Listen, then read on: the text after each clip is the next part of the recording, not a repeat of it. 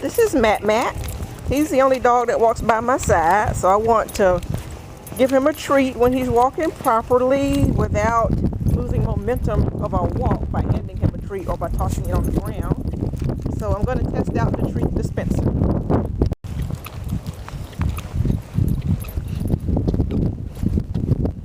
Well, it seems to make him stop, actually. Come on, Matt.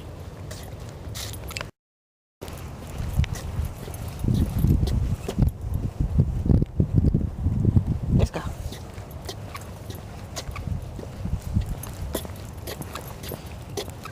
Well, yeah, it does seem to slow him down a bit. So this would probably be better suited for a dog who's kind of shy about keeping up. Matt, come.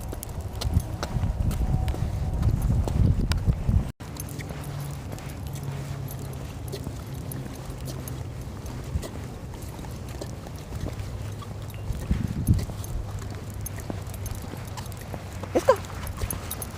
Now, another great advantage of one of these, though, is if your dog is doing something good, the treater is right at your fingertips.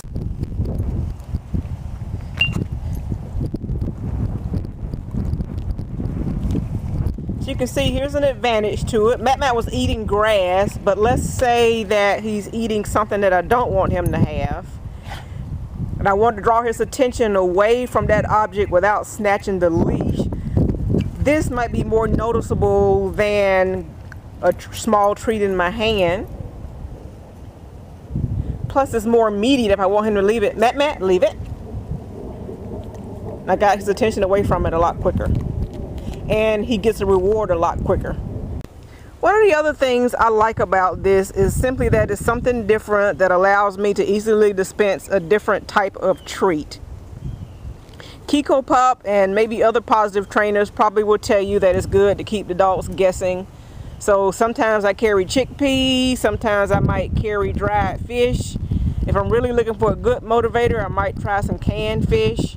And now we have a choice of some squishy pumpkin. Just something different for them to try. But once again, I'm getting tired of holding this now. And we've only got about halfway through our walk, and now I have nowhere to put this while we finish our walk. Okay, still trying to figure out a way to hook this on my person so I don't have to carry it. And I'm looking at the handle here, and I'm going to stick the handle right inside my treat bag. And we'll see if that'll stay while I walk. Well, I've been walking for a couple hundred feet with the device hooked onto my treat bag, and it seems to be staying on. Only problem is when I walk, the whole container hits my leg, and that's actually dispensed some pumpkin on my leg.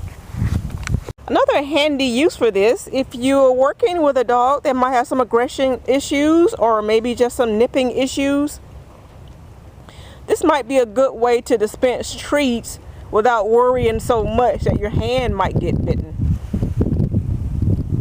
Of course, there's always a danger of being bitten if you have a dog with issues, but this just might slow them down, and it doesn't put your finger so close to their face.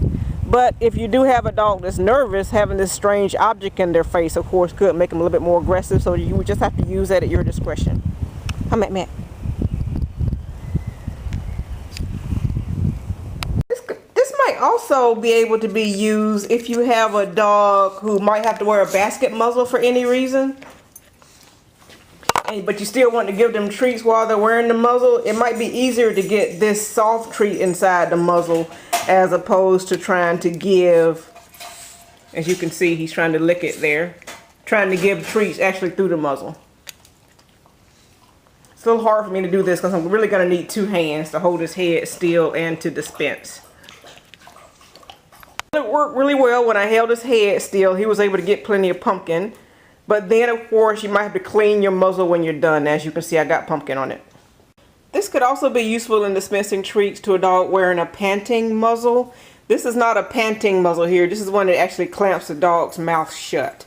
Remember, when you're using one of these, never leave it on for any more than 10 minutes. Even less is better. It should be on for short periods of time because the dog needs to pant.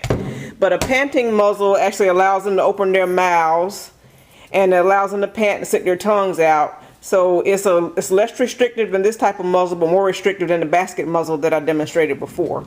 But if you have a dog who's easily able to open his mouth and lick, then you might be able to dispense some treats with this. Of course, you want to be careful since the dog is wearing a muzzle. You don't want them to gag or choke themselves.